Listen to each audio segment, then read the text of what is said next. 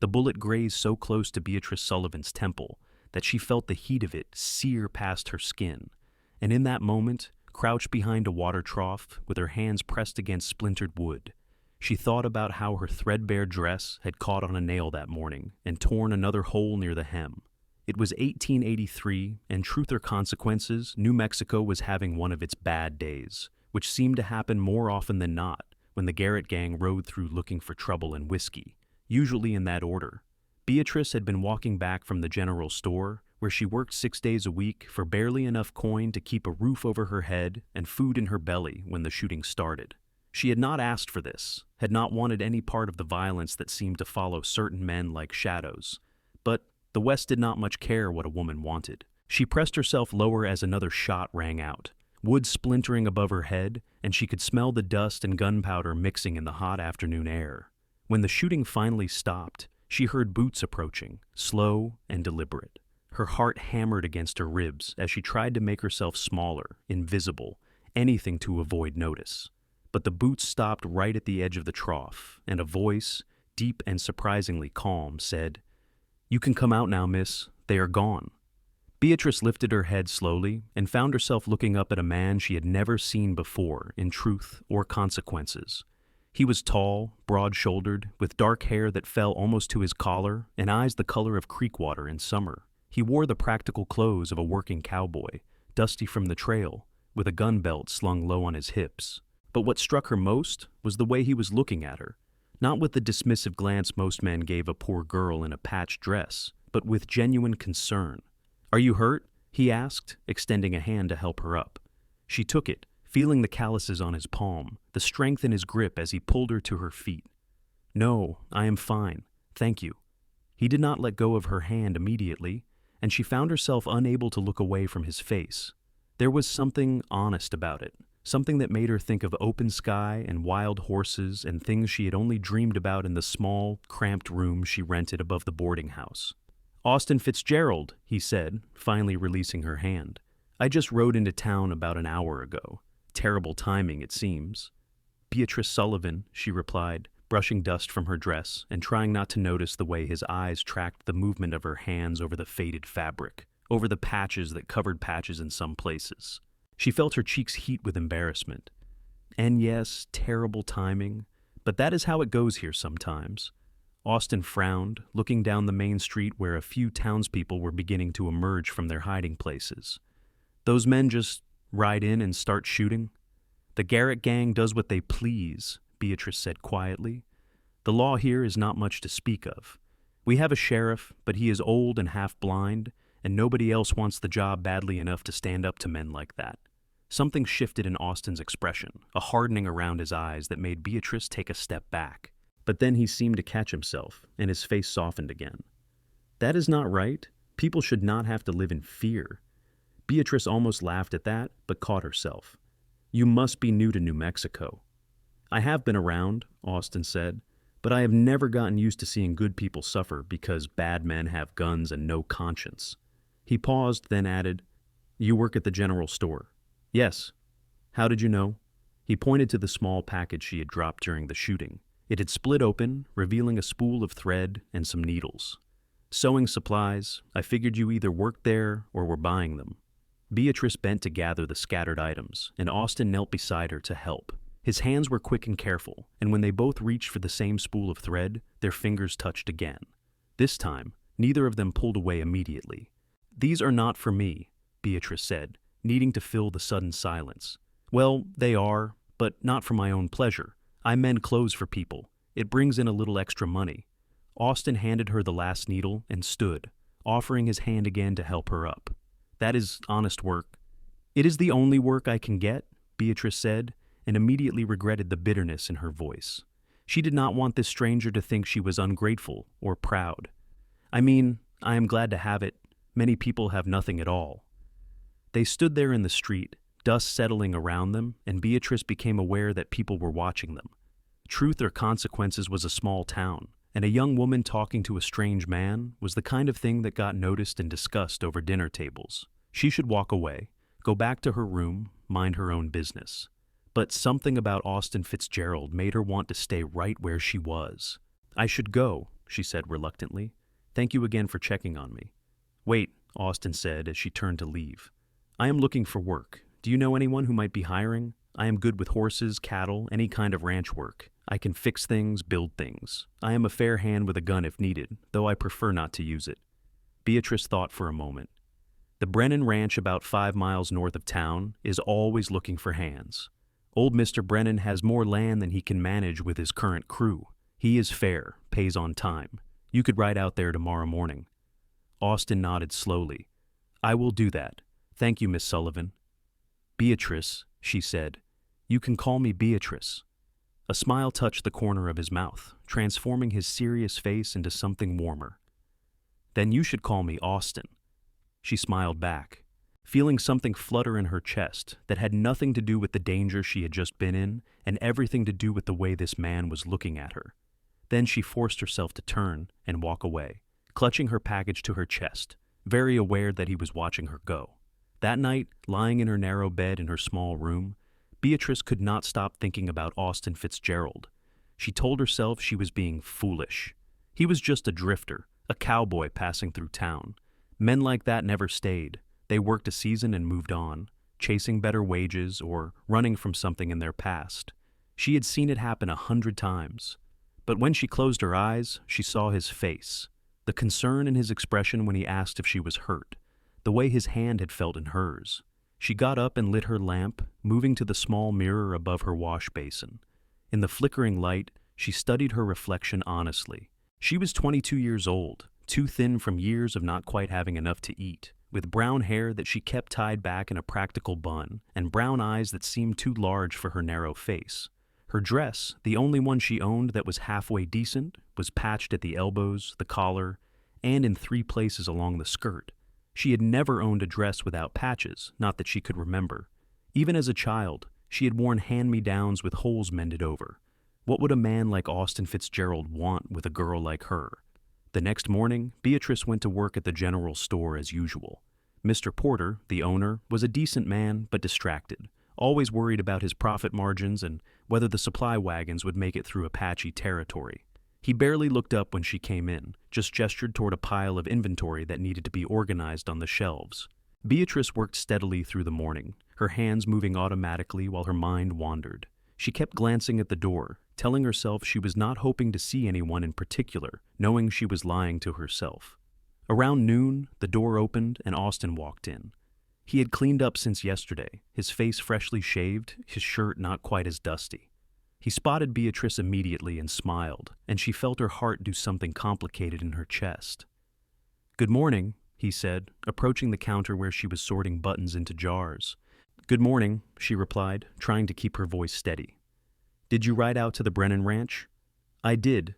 Mr. Brennan hired me on the spot. Said he could use a man who knows the difference between a working horse and a show pony." Austin leaned against the counter, looking relaxed and pleased. "I start tomorrow, which means I have the rest of today to get settled. I rented a room at the boarding house." "Mrs. Henderson's place?" "That is the one. Nice lady. Talk my ear off about the history of the town while showing me to my room." Beatrice laughed. "That sounds like Mrs. Henderson. She knows everything about everyone in Truth or Consequences." "Including you?" Austin asked, his tone casual but his eyes intent. Beatrice felt heat rise to her cheeks. "There is not much to know. I have been here for 5 years. Before that, I was in Santa Fe. Before that, other places. My father was a prospector, always chasing the next big strike. He died when I was 17. I have been on my own since then." She had not meant to tell him all of that, but something about Austin made her want to be honest. He listened in a way that made her feel heard, not judged. "That must have been hard," Austin said quietly. "Being alone so young." "I managed." Beatrice focused on the buttons in her hands, not trusting herself to look at him. "What about you? What brought you to Truth or Consequences?" Austin was quiet for a long moment. When she finally looked up, she saw something complicated in his expression. "I have been working ranches across Texas and New Mexico for the past few years, saving money. I want my own place someday, my own land.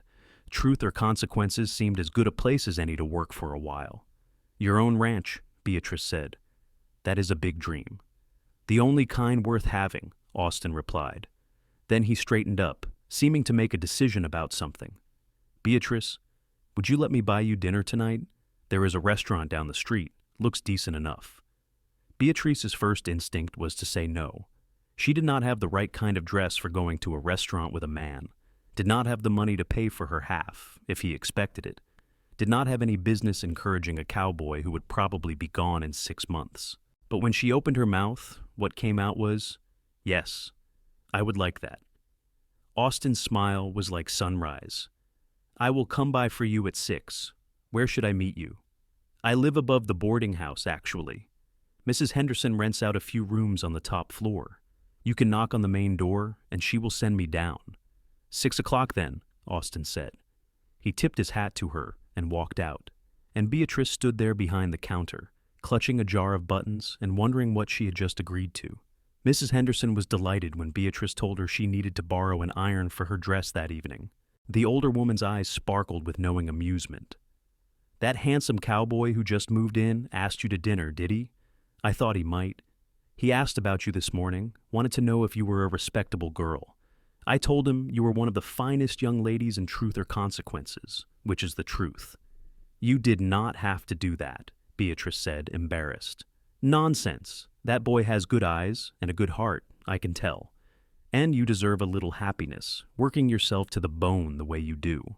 Mrs. Henderson bustled around, pulling out the iron and setting it on the stove to heat. "Now, let me see that dress you are planning to wear." Beatrice brought down her best dress, if it could be called that. It was brown cotton, faded from many washings, with patches covering the elbows and 2 patches on the skirt where the fabric had worn through. She had mended it carefully, her stitches small and even, but there was no hiding what it was. Mrs. Henderson studied the dress with a critical eye, then looked at Beatrice with something like sadness. "Child, have you never had a proper dress? Something new and whole?" Beatrice shook her head, feeling shame burn in her throat. "My mother died when I was small. After that, it was just me and my father, and he was not the kind of man who thought about things like dresses. I have always made do with what I could find or afford, and that was never much." "Well," Mrs. Henderson said briskly, "we will make you look as pretty as possible in what you have, and that will be plenty pretty enough, mark my words. That young man is not the type to judge a woman by her clothes." She helped Beatrice iron the dress until it was as crisp and neat as old patched cotton could be. Then she insisted on helping with Beatrice's hair, brushing it out and pinning it up in a softer style than the practical bun she usually wore. When 6 o'clock came, Beatrice descended the stairs with her heart pounding so hard she thought it might leap out of her chest. Austin was waiting in the front hall, and when he saw her, his whole face lit up. "You look beautiful," he said simply, and the honest warmth in his voice made Beatrice believe him despite the patches on her dress. He offered his arm, and she took it, feeling the solid strength of him beside her as they walked down the main street toward the restaurant. The evening air was cooling after the heat of the day, and the sky was turning the colors of flame and gold. A few people nodded at them as they passed, and Beatrice saw Mrs. Henderson watching from a window with a satisfied smile on her face. The restaurant was simple but clean, with checkered tablecloths and the smell of beef and fresh bread filling the air. Austin pulled out a chair for Beatrice, a gesture so courteous and unexpected that she almost laughed with delight. When had anyone ever pulled out a chair for her? They ordered dinner and then sat looking at each other across the table, and suddenly Beatrice did not know what to say. What did you talk about with a man you had just met but felt like you had known forever? Austin broke the silence. "Tell me something about yourself that nobody else knows." Beatrice blinked, surprised by the question. She thought for a moment, then said, "I want to learn to read better. I can read some, enough to get by. But I want to read books, real books with stories in them. I see them sometimes at the general store, when someone orders one from back east. I look at the covers and wonder what the stories inside are like." "That is a good thing to want," Austin said seriously. "I could teach you if you like. My mother was a school teacher before she married my father. She made sure all her children could read and write properly. I have a few books in my saddlebag. I could lend them to you, help you with the difficult words." Beatrice stared at him. "You would do that?" "Of course. Why would I not? I do not know. People do not usually offer to help me with things." Something fierce flashed in Austin's eyes. Then people around here are fools. Their food arrived, and they ate and talked, the conversation flowing more easily now. Austin told her about growing up on a ranch in East Texas, about his parents who had died in a fever epidemic when he was 19, about his younger sister who had married a shopkeeper in Dallas and was happy there. Beatrice told him about traveling with her father, about the loneliness of always being the new girl in town, about learning to mend clothes because it was the one skill that was useful everywhere. "I always thought that if I had enough money, the first thing I would buy would be fabric," Beatrice said, surprised at herself for admitting it. "Good fabric, not scraps or remainders, something in a color like blue or green, and I would make myself a dress that had no patches, no mended places, just whole and new and mine." Austin looked at her for a long moment, and she could not read the expression on his face. Then he said, "What if you could have that? What if you did not have to wait until you had saved enough money?" "What do you mean?" "I got paid for some work I did on the way here, helping a rancher move cattle. I have money saved. Let me buy you the fabric. Let me buy you a new dress." Beatrice felt her throat tighten. "I could not accept that. It would not be proper." "Why not? I have the money. You need a dress. It seems simple enough to me." "People would talk. Let them talk." "Austin." Beatrice leaned forward, her voice low and urgent. "You do not understand. A woman in my position cannot accept expensive gifts from a man. It would ruin my reputation. People would think that we were—" She could not finish the sentence, but she saw understanding dawn in his eyes. "I apologize," he said quietly. "You are right. I was not thinking about how it would look. I just wanted to do something nice for you." "I know," Beatrice said, and she reached across the table without thinking, touching his hand. "And that is kind. But I cannot." Austin turned his hand over, capturing her fingers in his. His palm was warm and rough against hers. "Then let me court you properly. Let me come calling on you, take you to church on Sunday, do everything the right way, and then, when enough time has passed that nobody can say anything improper about it, let me buy you that dress." Beatrice's breath caught. "You want to court me? You just met me yesterday." "I know what I feel," Austin said, "and I think you feel it too." She did. That was the terrifying, wonderful truth. She had never believed in love at first sight, had always thought it was something silly, girls made up to make their dull lives more interesting. But sitting here in this simple restaurant with Austin Fitzgerald's hand wrapped around hers, she could not deny the pull she felt toward him, strong as a river current and twice as dangerous. "Yes," she whispered, "you can court me." Over the next few weeks, Austin became a constant presence in Beatrice's life. He came by the general store whenever he was in town, always finding some excuse to buy something or just to talk for a few minutes. He took her to church on Sundays, sitting beside her in the worn wooden pew and singing hymns in a surprisingly good baritone. He brought her wildflowers picked from the rangeland, bouquets of desert marigolds and purple asters that she kept in a jar of water in her room. And he kept his promise about teaching her to read better. 3 evenings a week, they sat together in the boarding house parlor under Mrs. Henderson's watchful eye, and Austin patiently worked through books with her, helping her sound out difficult words and explaining passages she did not understand. Beatrice loved those evenings most of all, loved the quiet intimacy of sitting close to Austin with a book open between them, his finger tracing lines of text while his voice wrapped around the words and made them make sense. The book they were reading was a collection of poems, and one evening Austin read a verse about love being patient and persistent, about how true feeling could not be rushed or forced. When he finished, he looked up at Beatrice and said, "Do you believe that? That real love takes time?" Beatrice thought about it, very aware of how close they were sitting, how she could see the flecks of darker green in his eyes. "I think some things you know quickly, and some things take time to understand. Maybe love is both." "I think you are right," Austin said softly. Then he reached up and tucked a loose strand of hair behind her ear, his fingers lingering against her cheek. "Beatrice, I need to tell you something."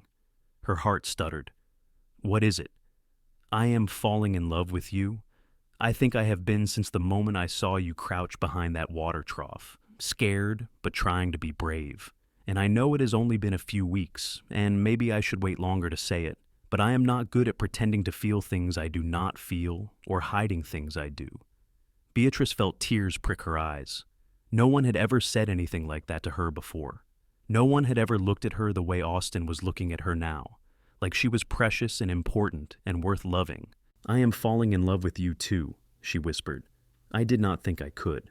I did not think anyone would ever want to." Austin cupped her face in his hands, his thumbs brushing away the tears that had spilled over. "Then we are both fools who got lucky and found each other." He kissed her then, gentle and sweet, and Beatrice felt something inside her that had been closed and protected for years finally open up. When they broke apart, Mrs. Henderson was standing in the doorway with a smile on her face and her arms crossed. "I will pretend I did not see that," she said, "but only because I like you both. Now, Austin Fitzgerald, it is time for you to go back to your own room and let this girl get some sleep. You can continue your courting tomorrow." Austin left reluctantly, but not before squeezing Beatrice's hand one more time. When he was gone, Mrs. Henderson sat down beside Beatrice and patted her knee. "That is a good man," she said. "You hold on to him." "I intend to," Beatrice replied. But life in Truth or Consequences was never peaceful for long. 2 days later, the Garrett gang rode back into town, and this time they were looking for more than just whiskey and trouble. They had heard that the bank had received a large cash shipment, money to pay the mine workers up north, and they intended to take it. Beatrice was walking home from work when she heard the shots. She started to run toward the boarding house, but someone grabbed her arm and yanked her into an alley. She cried out, struggling, until she realized it was Austin. "Stay here," he said, his voice hard in a way she had never heard before. "Do not move until this is over." "Where are you going?" "The bank. Someone has to stop them." Terror clutched at Beatrice's heart. "No. Austin, no. Let them take the money. It is not worth your life." "It is not about the money," Austin said. "It is about people being too scared to fight back. It is about men like that thinking they can do whatever they want because nobody will stand up to them." He kissed her quickly, fiercely. "Stay here. I will come back to you, I promise."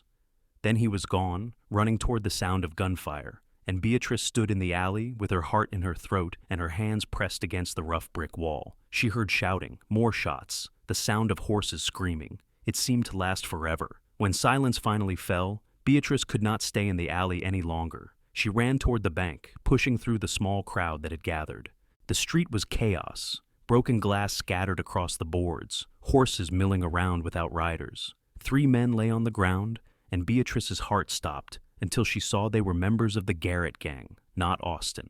Then she saw him, standing by the bank entrance with a gun still in his hand and blood running down his left arm. She ran to him, not caring who saw or what they thought. "You are hurt," she said, reaching for his arm. "It is just a graze," Austin said, but his face was pale and she could see the pain in his eyes. "The rest of them ran off. I do not think they will be back anytime soon." "You could have been killed," Beatrice said, and she was crying now, all the fear and relief pouring out at once. "You could have died." Austin pulled her against him with his good arm, holding her tight. "But I did not. I am right here, and I kept my promise. I came back to you." The town's elderly sheriff came over, looking shaken but impressed. "Son, that was either the bravest or the most foolish thing I have ever seen. But I thank you for it. This town is in your debt." Over the next few days, Austin became something of a hero in Truth or Consequences. People stopped him on the street to shake his hand and thank him. The bank manager offered him a reward, which Austin refused. Mr. Brennan gave him a bonus on top of his regular wages. But Austin seemed uncomfortable with the attention, and Beatrice understood why. He had not done it for glory or reward. He had done it because it was right. His arm healed quickly, and within a week he was back to work at the ranch. But something had changed. People looked at Austin differently now. They trusted him. And when the town council met to discuss appointing a new deputy to help the aging sheriff, Austin's name was the first one suggested. "I do not want to be a lawman," Austin told Beatrice that evening as they sat on the boarding house porch, watching the sun set over the desert. "That is not why I came here." "What do you want?" Beatrice asked. Austin was quiet for a moment, then said, "I want to buy a piece of land, build a house, start a ranch of my own." He turned to look at her, and the intensity in his eyes made her breath catch. "I want to marry you, Beatrice. I want to build a life with you." Beatrice felt the world tilt and reshape itself around those words. "We have only known each other for a month." "I know, and if you need more time, I will wait." I will wait as long as you need, but I wanted you to know what I am hoping for, what I am working toward. Beatrice took his hand, lacing her fingers through his. I do not need more time to know how I feel, but marriage is more than feelings. It is practical things too. I have no dowry, no property to bring to a marriage. I have nothing but the clothes on my back, and those are all patched and worn. I do not care about that, Austin said. But you should. You are talking about starting a ranch. That takes money, more money than either of us has. If you marry me, I will be another mouth to feed, another person to provide for. It would be smarter for you to marry a woman with money or land or family connections. Austin's jaw tightened. Is that really what you think? That I would choose a wife based on what money she could bring me? I am trying to be practical. Then let me be practical too. Austin shifted to face her more fully. A ranch needs two people to run it properly. Someone to manage the house, tend a garden, help with animals when needed. Someone strong and capable who knows how to work hard and make do with little. That describes you perfectly. As for money, I have been saving for years. I have enough to buy land and stock it with a small herd. We would not be rich, but we would have enough to start. Austin. I love you, he said, and the simple directness of it made her throat tighten. I love your strength and your honesty and the way you look at the world. I love how you never complain about your circumstances, but just do what needs to be done. I love reading with you in the evenings and the way you laugh when you finally understand a difficult passage. I love you, Beatrice Sullivan, and I want to spend my life with you. So, will you marry me? Beatrice looked at this man who had ridden into her life a month ago and turned everything upside down. She thought about all the years she had spent alone, never really belonging anywhere, never having anyone who was truly hers. She thought about the possibility of a future with Austin, of a home and a life built together. Yes, she said, and the word felt like freedom. Yes, I will marry you. Austin kissed her then, there on the porch where anyone could see, and Beatrice did not care. Let the whole town watch. She was going to marry Austin Fitzgerald, and suddenly her future looked entirely different from anything she had ever imagined. They decided to marry in 3 weeks, as soon as the circuit preacher made his monthly visit to Truth or Consequences. It was not much time to prepare, but neither of them wanted to wait any longer than necessary. Beatrice gave notice at the general store, and Mr. Porter wished her well with genuine warmth. Mrs. Henderson immediately began planning a wedding supper at the boarding house. But as the wedding approached, Beatrice became increasingly aware of a problem she had been trying not to think about. She had nothing appropriate to wear for her wedding. Her best dress, the one she had worn to dinner with Austin that first time, was still just a patched brown thing, hardly suitable for a bride. She considered asking Mrs. Henderson if she could borrow something, but the older woman was shorter and rounder than Beatrice, and nothing would fit properly. She was sitting in her room 3 days before the wedding, mending a tear in her work dress and trying not to cry, when someone knocked on her door. She opened it to find Austin standing there with a large package wrapped in brown paper. "I have something for you," he said, looking pleased with himself and a little nervous at the same time. "What is it?" "Open it and see." Beatrice took the package, surprised by its weight. She carried it to her bed and carefully unwrapped the paper. And then she gasped. Inside were 3 dresses, the most beautiful dresses she had ever seen. The first was a deep blue cotton, the color of the sky at twilight, with tiny white buttons down the front and lace at the collar and cuffs. The second was a green calico with a pattern of small yellow flowers scattered across the fabric. The third was white, simple but elegant, with embroidered details along the bodice and sleeves. A wedding dress. "Austin," Beatrice breathed, running her hands over the fabric reverently. "These are too much. This must have cost a fortune." "Not a fortune," Austin said, coming to stand beside her. "But a fair amount, yes. I rode to Santa Fe 2 days ago. There is a seamstress there who owed my family a favor from years back. I explained the situation, and she made these as quickly as she could. She guessed at your measurements based on what I told her, but she said if anything does not fit right, she included extra fabric and you can alter them." Beatrice looked up at him, with tears streaming down her face. "You did this for me? I wanted to do something for you, something that would show you how much you mean to me." Austin reached out and gently wiped away her tears. "You said you had never owned a dress without patches. You said you wanted something whole and new and yours. So here they are, 3 new dresses, all yours." Beatrice threw her arms around him, holding him as tight as she could. "Thank you," she whispered against his chest. "Thank you, thank you, thank you." Austin held her, his chin resting on top of her head. "You never have to thank me for wanting to take care of you. That is what marriage is about, taking care of each other." That night, after Austin had gone back to his own room, Beatrice tried on all 3 dresses. The blue one fit perfectly, hugging her waist and falling in soft folds to her ankles. The green one was slightly loose in the bodice, but nothing that could not be fixed with a few tucks. The white dress, the wedding dress, fit like it had been made for her alone. She stood in front of her small mirror, turning slowly, watching the fabric move around her. For the first time in her life, she felt beautiful. Not despite her circumstances, but simply beautiful in herself. The wedding was everything Beatrice had never let herself dream about. The circuit preacher arrived on schedule, a cheerful man with a booming voice who seemed delighted to perform a marriage ceremony instead of just funerals and baptisms. Mrs. Henderson decorated the boarding house parlor with wildflowers and made a cake with precious sugar and butter. Half the town turned out for the ceremony, cramming into the parlor and spilling out onto the porch. Beatrice wore the white dress Austin had bought her, and when she walked down the makeshift aisle between chairs borrowed from the church, she saw his face light up like she had hung the moon. They spoke their vows in front of everyone, their voices clear and steady, and when the preacher pronounced them husband and wife, Austin kissed her with such tender joy that Beatrice felt tears slide down her cheeks. The wedding supper was loud and joyful, full of laughter and music from someone's fiddle. People congratulated them, wished them well, and gave small gifts: a set of knives from the Brennans, a quilt from Mrs. Henderson, a handful of coins from Mr. Porter to start their new household. As the sun set, Austin took Beatrice's hand and led her away from the party, back up to what was now their shared room in the boarding house. "We will only be here for a few more weeks," Austin said as he closed the door behind them. "Just until I can finish the house on the land I bought. It is about 10 miles north of town, near a good water source. The house will be small at first, just a few rooms, but we can add on as we need to."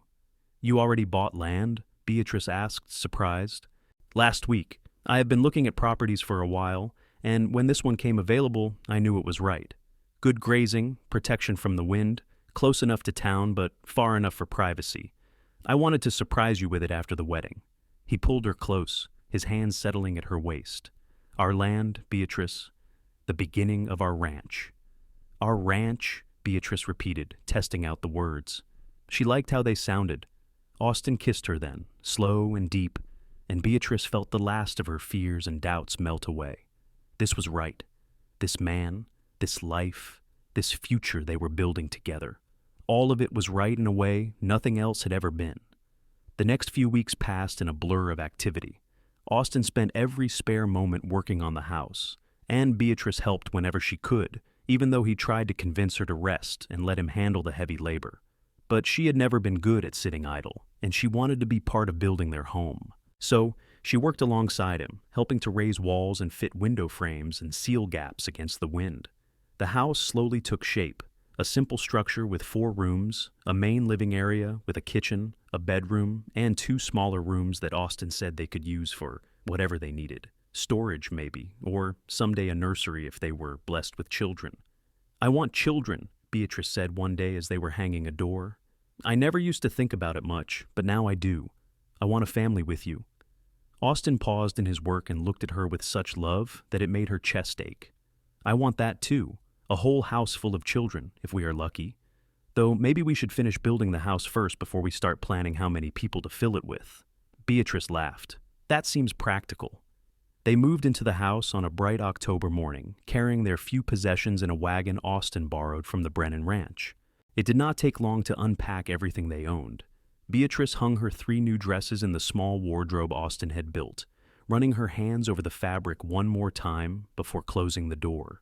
She still could not quite believe they were hers, that she was married to a man who had bought her new dresses just because he wanted her to have something nice.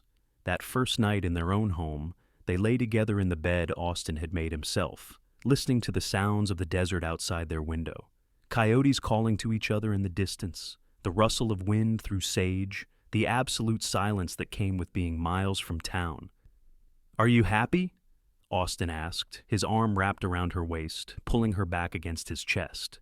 Beatrice thought about her life before Austin, about all the years of loneliness and scraping by, about never having anything that was truly hers. Then she thought about now, about the ring on her finger, and the man holding her, and the home they had built together. "I am happier than I knew it was possible to be," she said honestly. "Are you?" "More than I can say," Austin murmured against her hair. "You are everything I ever wanted, Beatrice, everything I ever dreamed of finding." Over the next few months, they settled into the rhythm of ranch life. Austin worked tirelessly, building fences and corrals, buying a small herd of cattle with the money he had saved. Beatrice tended a garden that thrived in the New Mexico soil, raised chickens, and learned how to help with the cattle when Austin needed an extra set of hands. It was hard work, harder than anything she had done before, but it was their work, and that made all the difference. They faced challenges. A late freeze killed some of their early crops. One of their best calves got sick and died, despite their efforts to save it.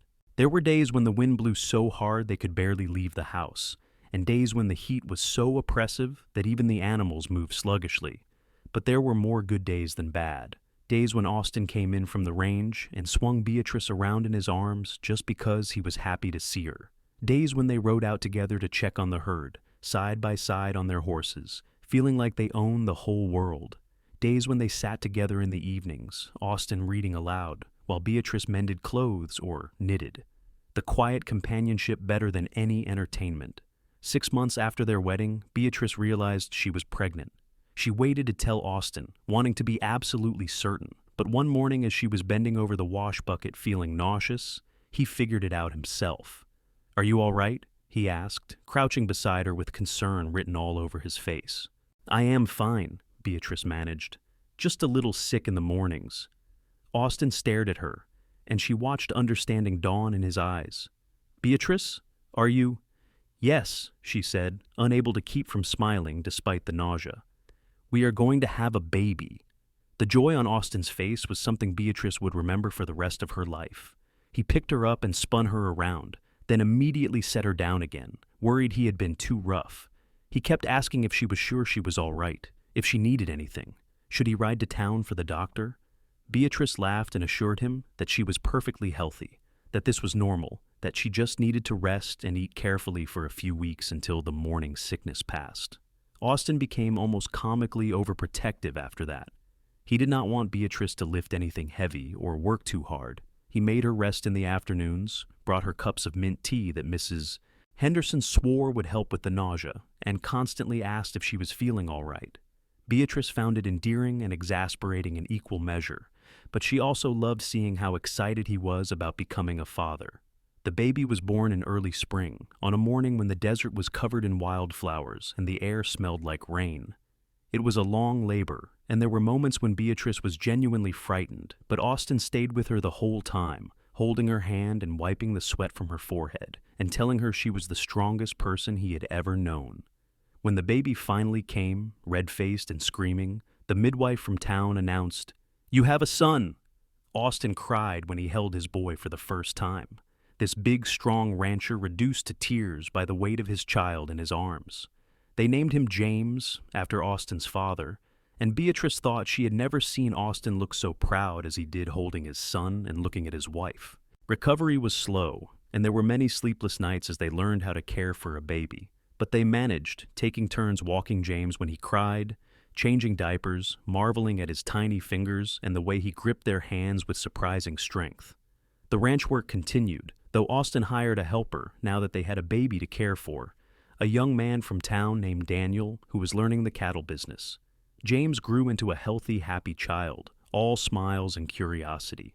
By his first birthday, he was walking everywhere, getting into everything, and Beatrice spent half her days chasing after him and pulling him away from whatever dangerous or messy thing had caught his attention. Austin doted on his son, carrying him on his shoulders when he rode out to check the cattle, teaching him the names of animals and plants. "He is going to be a rancher like his father," Austin said proudly one evening, watching James toddle around the yard. "Maybe," Beatrice said, "or maybe he will want to do something entirely different. Either way, we will support him." "You are right," Austin agreed, pulling her close and kissing her temple. "As long as he is happy and good, that is all that matters. 2 years later, Beatrice gave birth to a daughter they named Clara. She had Beatrice's brown eyes and Austin's dark hair, and from the moment she was born, she had both her parents wrapped around her tiny fingers. James was initially suspicious of this small creature who took up so much of his parents' attention, but he quickly became a protective big brother, always wanting to help take care of his sister. The ranch prospered. Austin's hard work and smart management paid off, and they were able to expand their herd, buy more land, and improve the house. They added 2 more rooms, a proper barn, and a root cellar for storing food. They were not rich, but they were comfortable, and more importantly, they were happy. Beatrice sometimes stood at her kitchen window, watching Austin and James working together in the yard, while Clara played nearby. And she felt overwhelmed by gratitude. This life, this family, this home, it was more than she had ever imagined for herself. There were still hard days, of course, days when the work was exhausting, when money was tight, when the children were sick or difficult. But even the hard days were good, because she was living them with Austin. One evening, when James was 7 and Clara was 5, Beatrice was going through an old trunk and found her brown dress, the patched one she had been wearing the day she met Austin. She pulled it out, studying the careful stitches she had made to hold the worn fabric together, remembering the girl she had been then, poor, alone, never expecting anything good to happen to her. "What are you looking at?" Austin asked, coming into the bedroom. "My old dress," Beatrice said. "The one I was wearing when we met." Austin sat beside her on the bed, taking the dress and running his fingers over the patches. "I remember this. I remember thinking that anyone who could make such neat, careful stitches must be someone special. I never thanked you properly," Beatrice said, "for the new dresses, for seeing past the patches to who I actually was." "You did not need to thank me," Austin said. "You gave me everything I ever wanted, a home, a family, a life worth living." He set the old dress aside and took her hands in his. "You know what the best part is? We are just getting started. We have years and years ahead of us." Beatrice leaned against him, feeling his steady heartbeat under her cheek. "I love you, Austin Fitzgerald." "I love you too, Beatrice Fitzgerald." The years continued to pass, each one bringing new joys and challenges. James grew into a serious, responsible young man who loved the ranch as much as his father did. Clara was spirited and clever, always asking questions and wanting to understand how things worked. 3 years after Clara was born, Beatrice had another son they named Thomas, and 2 years after that, a second daughter named Ruth. The house that had seemed so spacious when they first built it was now full of noise and laughter and the constant chaos of 4 children. Austin proved to be an excellent father, patient and loving, but firm when he needed to be. He taught his sons how to rope and ride, how to care for cattle and mend fences. He taught his daughters those same things, much to the surprise of some of their neighbors, but Austin believed all his children should know how to run a ranch regardless of their gender. Beatrice flourished in her role as wife and mother. She managed the household with the same quiet efficiency she had brought to everything in her life, making their home a place of warmth and security. She taught all the children to read and write, using the skills Austin had taught her years ago. She expanded her garden every year, and her vegetables and preserves became renowned in truth or consequences. She sewed clothes for the whole family, and every stitch was straight and strong, though nothing she made had patches unless they were decorative. The 3 dresses Austin had bought her before their wedding hung in her wardrobe for years. She wore them to church, to town socials, and on special occasions. Eventually they wore out from use, the fabric thinning and fading, and Beatrice carefully took them apart and used the material to make clothes for Clara and Ruth. Even in their second life, those dresses brought joy. When James turned 18, he told his parents he wanted to stay on the ranch and eventually take it over when Austin was ready to step back. Austin and Beatrice were thrilled, though they made sure James understood he did not have to follow that path if he did not want it. "This is what I want," James said firmly. "This land, this life. You and Mother built something good here, and I want to keep it going." Clara, on the other hand, announced at 16 that she wanted to become a teacher. She had been helping younger children with their lessons at the church, and she discovered she loved it. Austin and Beatrice supported her decision, even though it meant she would need to go to Santa Fe for training. It was hard to let her go, but they were proud of her ambition and determination. Thomas showed an interest in horses, breeding, and training them, and Austin started a small horse operation on the side of the cattle business to accommodate his son's passion. Ruth, the baby of the family, was still young and trying to figure out what she wanted, but she showed signs of being the most adventurous of all the children. Austin and Beatrice grew older together, their faces weathering in the sun, their bodies showing the signs of years of hard work. Austin's hair turned gray at the temples. Beatrice developed lines around her eyes from squinting in the bright New Mexico light. But when they looked at each other, they still saw the young people who had fallen in love over books and wildflowers. On their 20th wedding anniversary, Austin took Beatrice back to truth or consequences. The town had changed over the years, grown a bit, become more settled. The Garrett gang was long gone, broken up after a raid in Texas went badly. The old sheriff had finally retired, and there was a younger man in his place who actually enforced the law. Mrs. Henderson had passed away 5 years earlier, but the boarding house was still operating under new management. They had dinner at the same restaurant where they had eaten on their first date. It looked different now, with new owners and a fresh coat of paint, but it still had the same checkered tablecloths. "Do you remember what we talked about that night?" Austin asked as they waited for their food. "You told me you wanted your own ranch someday," Beatrice said, "and I told you about wanting to learn to read better. And I asked you what you would do if you had enough money," Austin continued. "You said you would buy fabric and make yourself a dress with no patches. You remembered that. I remembered everything about that night." Austin reached across the table and took her hand, just like he had all those years ago. "I meant what I said back then. I knew what I felt. And I was right. 20 years later, I love you more than I did on that first night, more than I did on our wedding day, more than I thought it was possible to love another person." Beatrice felt tears prick her eyes. After 20 years, 4 children, countless challenges and triumphs, Austin could still make her cry with his honesty and sweetness. "I love you too. You gave me a life I never dreamed I could have." "We gave each other that life," Austin corrected gently. "Everything we have, we built together." They finished their dinner and walked through town hand in hand, looking at how things had changed and reminiscing about the early days. As the sun set over the desert, painting the sky in shades of orange and purple, Austin pulled Beatrice close. "Ready to go home?" he asked. "Yes," Beatrice said, leaning into his embrace. "Let us go home." They returned to the ranch, where their children were waiting. James had prepared a special anniversary dinner, with Clara's help since she was home visiting. Thomas had decorated the house with wildflowers, and Ruth had made a banner that said, "Happy Anniversary," in slightly crooked letters. They all sat together around the big table Austin had built when they realized their family was going to keep growing, and they ate and laughed and told stories. Later that night, after the children had gone to bed, Austin and Beatrice sat together on the porch, watching the stars emerge in the darkening sky. The desert night was cool and quiet, broken only by the occasional sound of an animal moving in the brush, or the soft murmur of cattle settling down for the night. "Do you ever think about that day we met?" Beatrice asked, "when the Garrett gang was shooting up the town?" "Sometimes," Austin admitted. "I think about how I almost did not stop. I was tired from traveling, frustrated that I had not found work yet. I almost just kept riding, found a place to camp outside of town. If I had done that, I would have missed everything. You, our life, all of it." "I think about that too," Beatrice said quietly.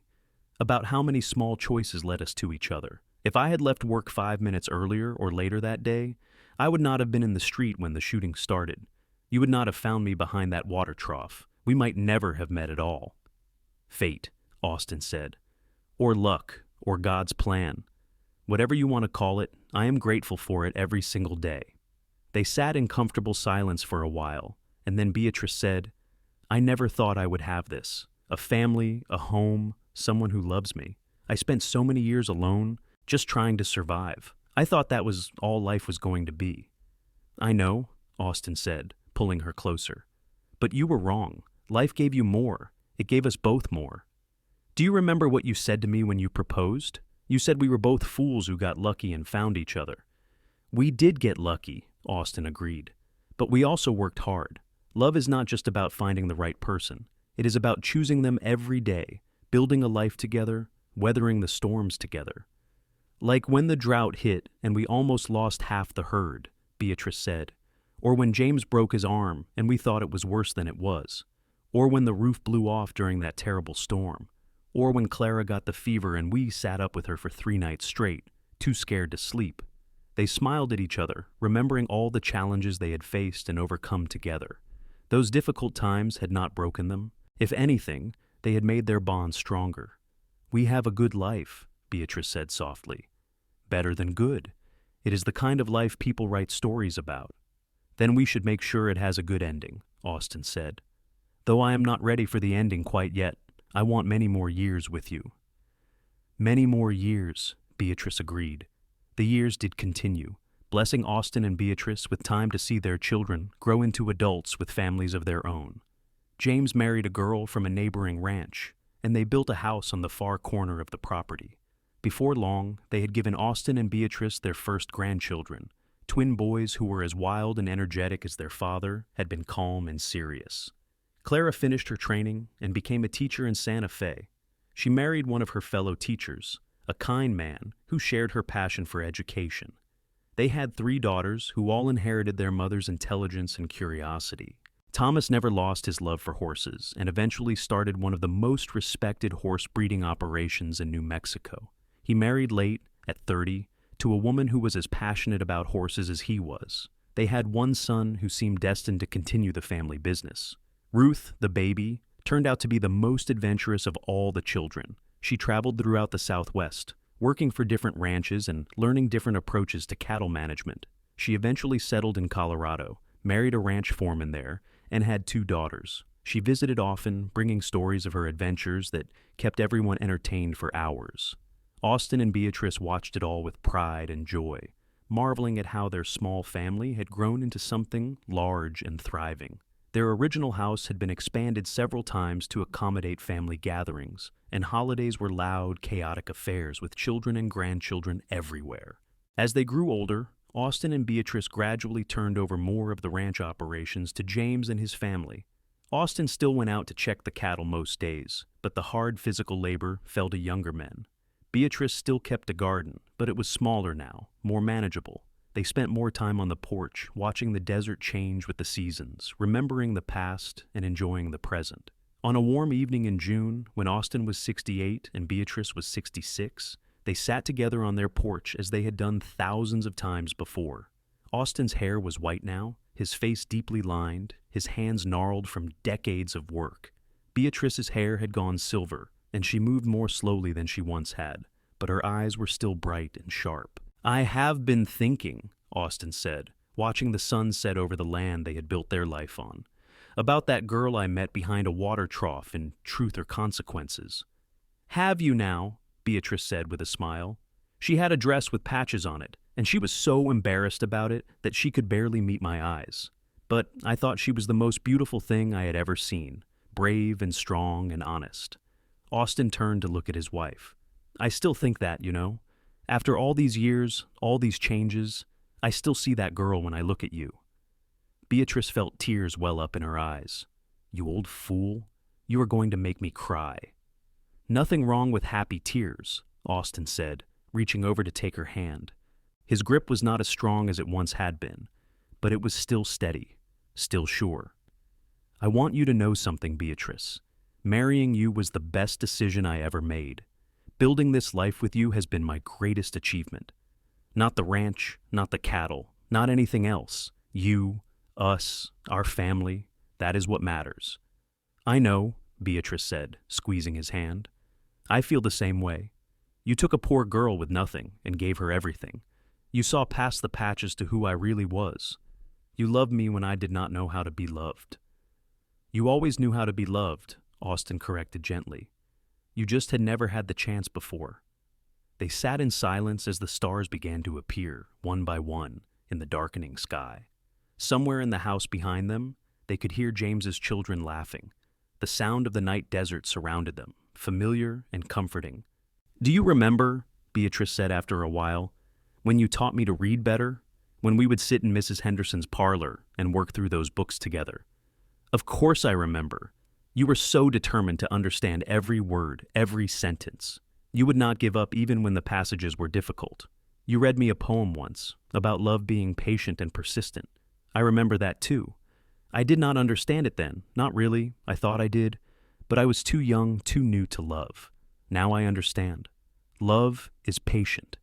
It is showing up every day, even when things are hard. It is holding someone's hand through illness and loss and fear. It is building something together over years and decades, watching it grow and change. Beatrice turned to look at Austin. You have been patient with me for over 40 years. You have persisted in loving me through everything. It was not difficult, Austin said. Loving you has been the easiest thing I have ever done. They leaned into each other, comfortable and content, watching the desert night unfold around them. Inside the house, their family was gathered, the legacy of their love made manifest in children and grandchildren. The ranch spread out around them, the land they had worked and shaped and poured their lives into.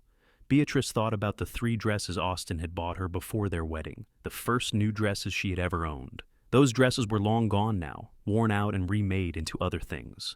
But she had owned dozens of dresses since then, all new, all whole. She had never gone without again, never had to patch and mend her own clothes out of necessity. Austin had kept his unspoken promise to make sure she always had what she needed. But more than that, he had given her something she had not even known to want. He had given her belonging, security, love that did not waver or falter, a place in the world that was entirely her own. Thank you, she said softly. For what? For everything, for seeing me, for choosing me, for building this life with me, for buying me 3 new dresses when I had never owned one without patches. Austin smiled, that same warm smile that had first made her heart flutter over 40 years ago.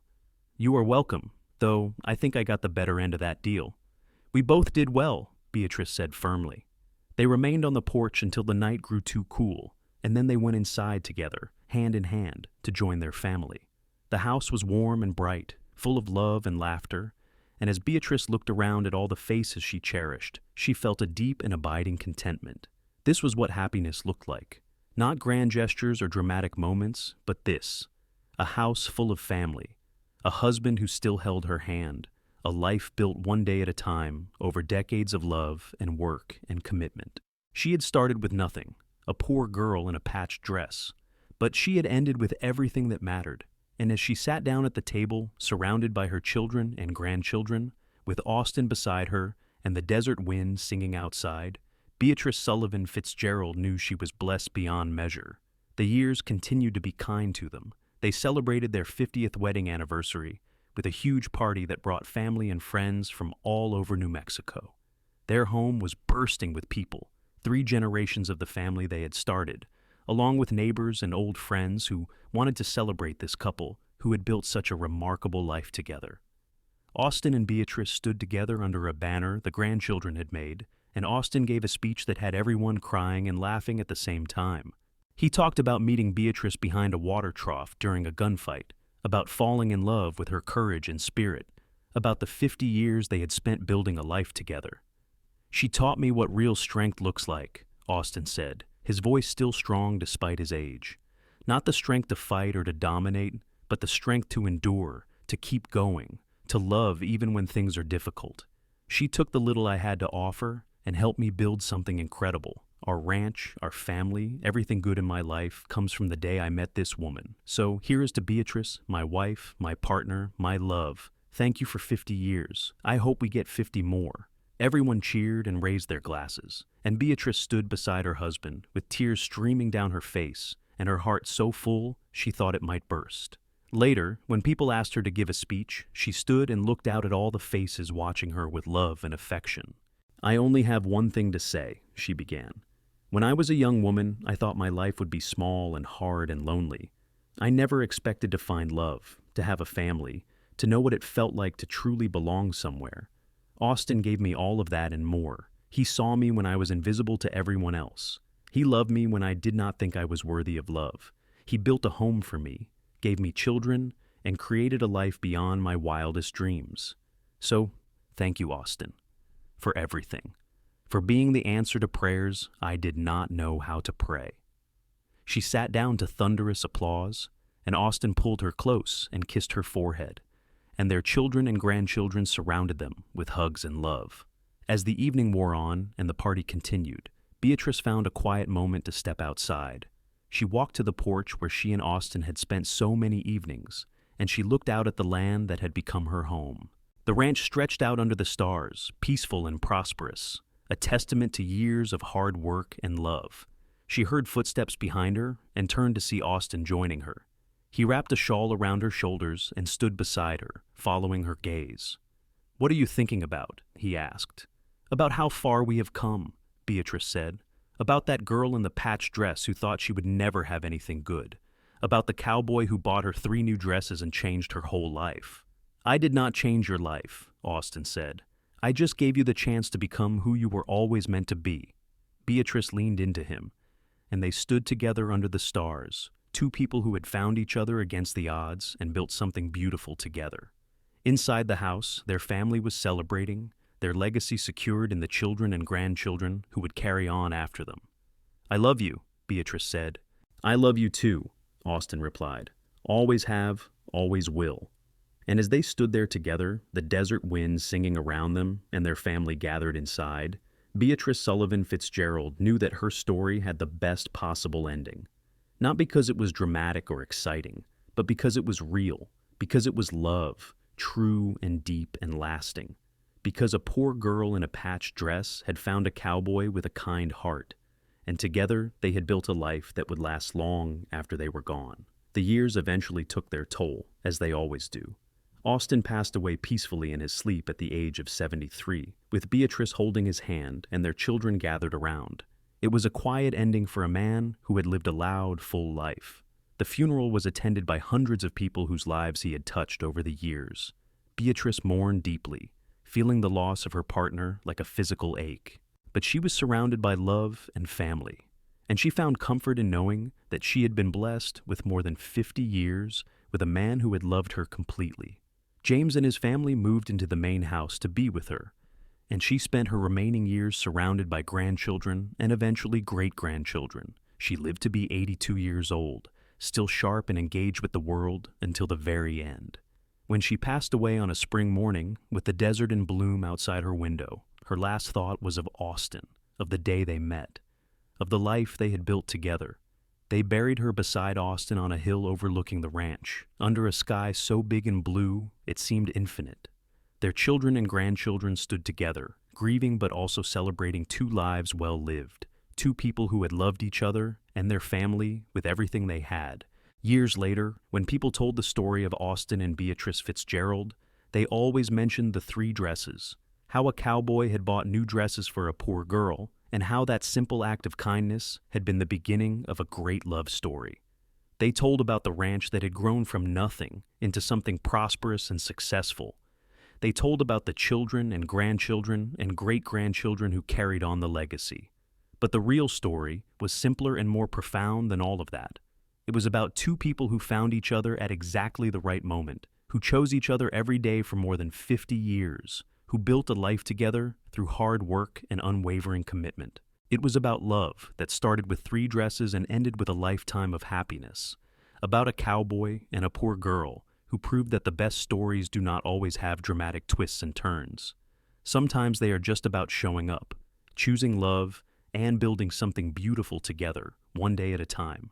And if anyone had asked Beatrice in those final moments of her life what her greatest achievement was, she would not have mentioned the ranch or the children or the respect she had earned in the community.